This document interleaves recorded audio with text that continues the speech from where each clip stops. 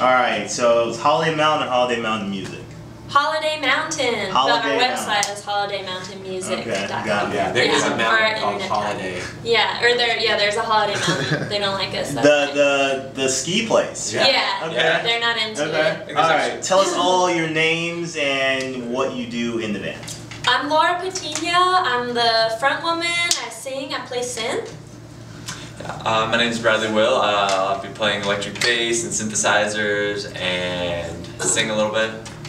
I'm Xander. I bring the beats. I got drums, lots of snare drums, lots of samplers, all that stuff.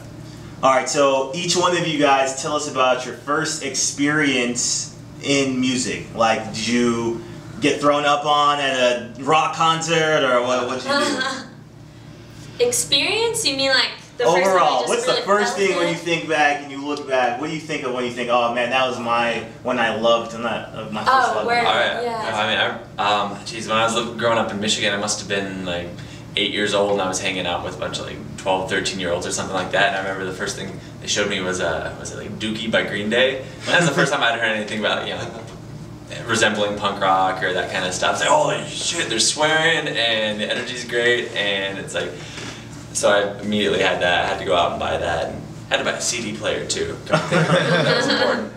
That's great, that's great. When I was a teen, on one New Year's Eve, I went to go see this awesome band, Devotchka and Andrew Bird, and that was the first time that like I just felt the whole crowd and the performer and everybody just merged together, and it was so powerful and warm for me. And you know, when you're a teenager, you can feel kind of isolated sometimes, so that was really powerful. And the album I got that night, I ended up getting tattooed on my arm because it was such a, it was like a powerful thing, and I just wanted to keep it in mind when the going gets rough and you're like sleeping in a Walmart parking lot and stuff. Well, I grew up like playing classical music. Like my mom was a really trained composer, and then I was just really into like rock music because it was the exact opposite. Alright, name the last thing you bought from Amazon.com. Yeah. It was for the band. It was a band purchase. It was like a week ago. We got like this solar battery thing that like can charge off a solar panel. But we couldn't afford a solar panel, but it charges off of the car while we're driving. So like we can, when we park, we can like, you know, charge our shit. That's nice. That's Yeah, nice. Yeah. Band purchase. Alright, let's see here. If you were any other singer or musician, who would it be? Oh man. First thing that comes to mind, Tom Waits. Yeah. No, that's good. That would be a good person. That's my role model. I don't You know. want to be? Colin Stetson, the saxophone contrabass. Okay. Oh man. For a while, I had a torn emotional relationship with St. Vincent, but I think I just needed to admit that she's like fucking awesome. But honestly, when you first said that, I thought of a unicorn in my head, which isn't a musician, but I feel like a unicorn would be pretty good at music. Alright, so I'm going on vacation. Where would you recommend? Jamaica. Okay. Well, yeah. Smoke weed. Colorado. Oh. Yeah, that's where I grew up. I love it. Oh man, vacation? Lordy. I don't know. New York, and likely we're going to New York, so. Yeah. You can come and hang with us. Tell us about a crazy performance story. Somebody pass out in the mosh pit or what? Tell us something. Someone in a mosh pit.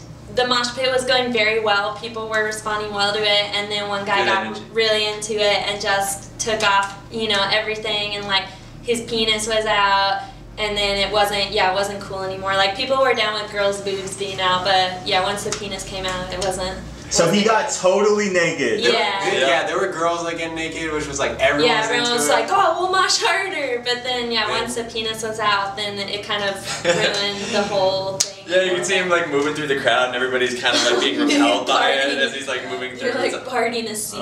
Yeah, just like a hot knife through a butter of moshing kids. This wasn't a performance that we played this festival with our really good friends Wild Child. I don't know if you know them, but they're dope. And their drummer was just in the zone playing. This like girl comes up on stage and is like trying to like mess with him, and he like pushed her so hard that she like fell over, and it was really funny. It's not good. That's not good. It was kind of like a druggy situation where she was like trying to steal his drumsticks. Oh, really? And he like the reason it was funny is because he pushed her and he like didn't even miss a beat. So I was like, that's pretty intense. In the moment. Yeah, I don't condone violence. What venue are you guys looking forward to playing the most? We're playing the Roxy in Hollywood on Friday, and that's pretty awesome. I've never been there. Yeah, my vote's for the Roxy. Yeah. It's exciting. Yeah. So everybody in LA needs to get up out of their seats, right? Yeah, we hope so.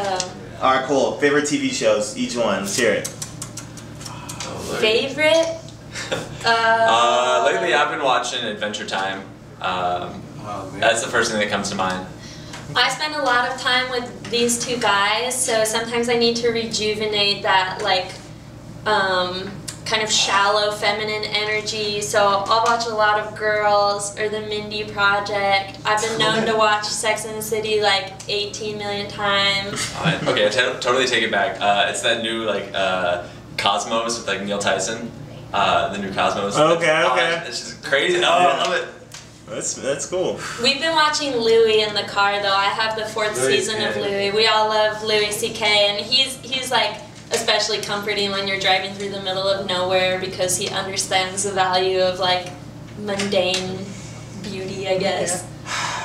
Gonna have to go with The Simpsons. Yeah. Like all-time favorite, you know. Did you watch the crossover episode? Which one?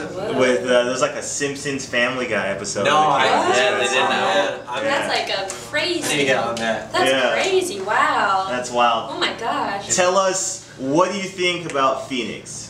I love the vibe here so far. Yeah, like I grew up in Denver and it's kind of a similar attitude where people are just like, hey, what's up? Like, how are you doing? Everybody's really easygoing. The cactuses are dope. Like they're like 10 feet high. That's awesome. Yeah, it's crazy beautiful. Austin is a really nice place. Texas is not nearly as beautiful as Arizona or Phoenix. So did you guys all move out there together, or how did it happen? Did you guys meet out there, or what? We met in Boston. Brad and I both went to Berklee College of Music, and Xander had grown up out there, and just like collectively we kind of started playing together after a number of things, and then we were all in the same spot with our lives, and we're ready to make an investment, and we were like, this is kind of the time in our lives to do it, so we just got in a van and moved to Austin, really. That's amazing. Yeah. So tell us about Berklee College of Music. Is it like too academic, or is there a real musician? Yeah, it can be. For me, that kind of vibe is too academic. Yeah. Is it? You definitely get what you put in. You know, if you try and play. You know, it's weird. There's like the music scene in Boston, and then there's the music scene within the school, and some people really engage like that aspect, and it's not really related to anything that goes on in the rest of the music scene. Yeah. So I watched an interview with John Mayer, and he was kind of talking about it, how like he just played for everybody at the school or whatever. I don't know. Yeah. That's cool. No, you can find, I think if you know what you want, you can find it there. So ultimately it was a really good thing for me because I found them. So yeah. That's great. Yeah, ultimately it's a really excellent community with just so many creative, talented, motivated people. But it can feel extremely isolating and like depressing sometimes. Just like everything in life, I guess. Okay, great. All right, so what would you say, getting to the point where you're at now, what's like the biggest lesson that you've learned from music? Stay humble and keep getting better, and like try to be original. That's the 3 things I think. I think being able to let go of things, like letting go of things in yourself that are holding you back, like your judgments about situations, that's something that I'm always kind of struggling with in myself, to just keep going, because things aren't going to be as easy or the way you envision as a little kid when you envision yourself as like a musician or something. So yeah, staying humble and letting go of the things that are going to keep you from reaching your goal. Yeah. I'd say surround yourself with the right people, because they ultimately come to define you in so many ways. That's great. That's great. So what's your guys' like plan? Are you guys trying to take over the world and be like U2, or you guys just fun, or you're just kind of content with the pace and the progression you're on?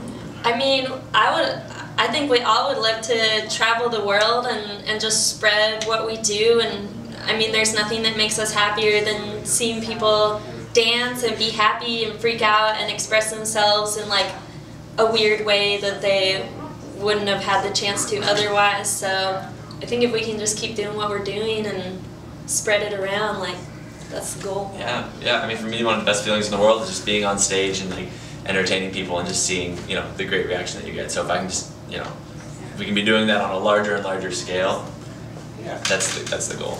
Yeah, we're building a great team. We got some great people on our side so far, and you know, that feels really good.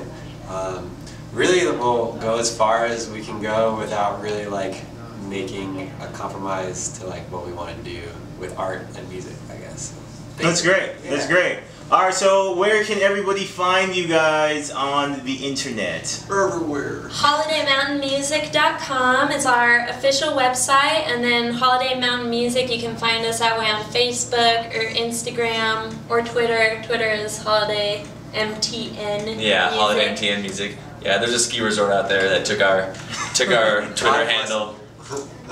That's great. Yeah, we're just hoping that they get inundated with so many people like trying to like talk about us that they finally surrender the title and we can just like, use that. That's great. All right. So tell us, you know, sign off. Give some words of encouragement or something. What do you tell the world? You Let's be hear it. you. Express yourself. Be proud of who you are and all your weirdness, and just use that to really fulfill yourself and fuck the haters and do your thing, and then we'll all go like this. Woo!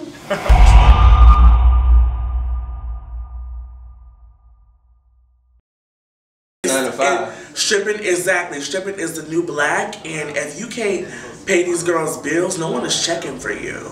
Like, really, no one is checking You for got you. a nice body, girl. Not like I would lick you all up and down that body, girl. You know, have some class. And then